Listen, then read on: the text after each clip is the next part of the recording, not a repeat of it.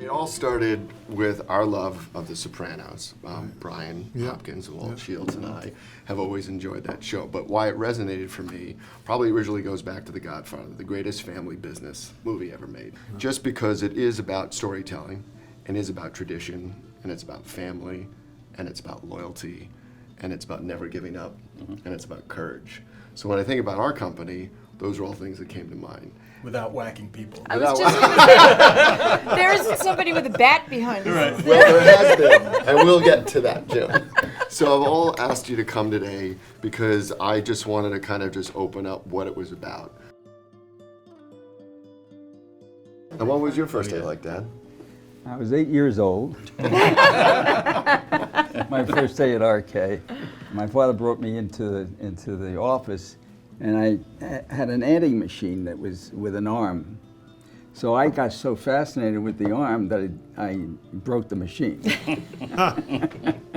So when your dad passed away, what would you remember the first things that you did when you came to work on Monday? I was a salesman for 10 years before that.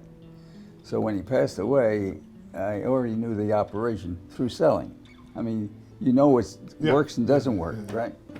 I literally began to think about how can we make it better. Well, I think my first day was a little different. It was a little more of panic.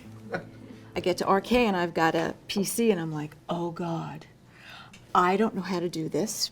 So thankfully, I had some girls that I was there with, but I had never worked on a system like this before.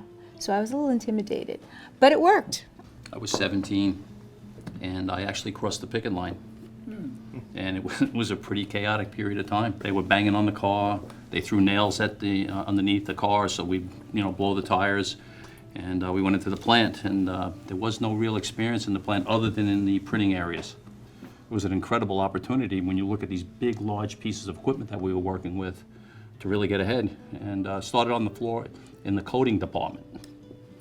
And I knew the coating department wasn't for me because they were working with MEK and Thai oil and all kinds of crazy things back in the days. And I immediately, after about 2 weeks, moved over to the ops area. My first day is working for Brian Hopkins, or was it Eddie Burke? You were working on Eddie worked for me, but you worked on I was working for Eddie. I was winding sheets on my first day, and someone says, "Who's taking the kid to lunch?"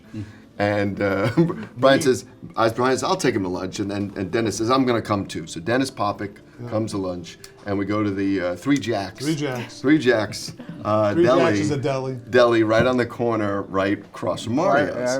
And we go in there and we grab sandwiches, and Dennis grabs a 6-pack of beer, and the two of them are in the front seat and I'm in the back seat, and he goes, "Here, kid." And he starts handing me a beer, and Brian's like, "What are you doing? It's the owner's son, what are you doing?" I'm not drinking anything, Dennis.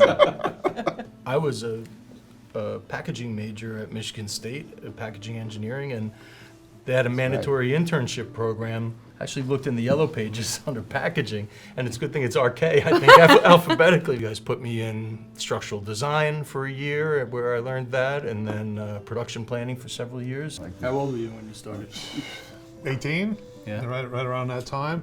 When you got to work, it was a 12-hour operation. There was no going home after 8 hours. Every once in a while, you'd see Howard walking through the plant. It'd be like 2 o'clock in the morning, 3 o'clock in the morning. So one day, which Walter explained about those plates with the servo, we made a plate to go on the press, and we were paring it away all night, and it was like 2 o'clock in the morning. I'm like dead tired. I just lay my head down on a plate for a minute, and all of a sudden, it's Howard. He comes walking up, and instead of yelling at me or something and saying, "What are you doing sleeping?" because I really wasn't sleeping, I was just resting there. He says, "What do you hear?" So that's how you come into the organization. You come into the floor as the guy that's come into the operation as the guy that's sweeping the floor, and then you move up to the loader. You're loading the machines. You get noticed, and all of a sudden you get picked to be an operator on a press. So from the first day you walked in, you saw opportunity. Opportunity, yes.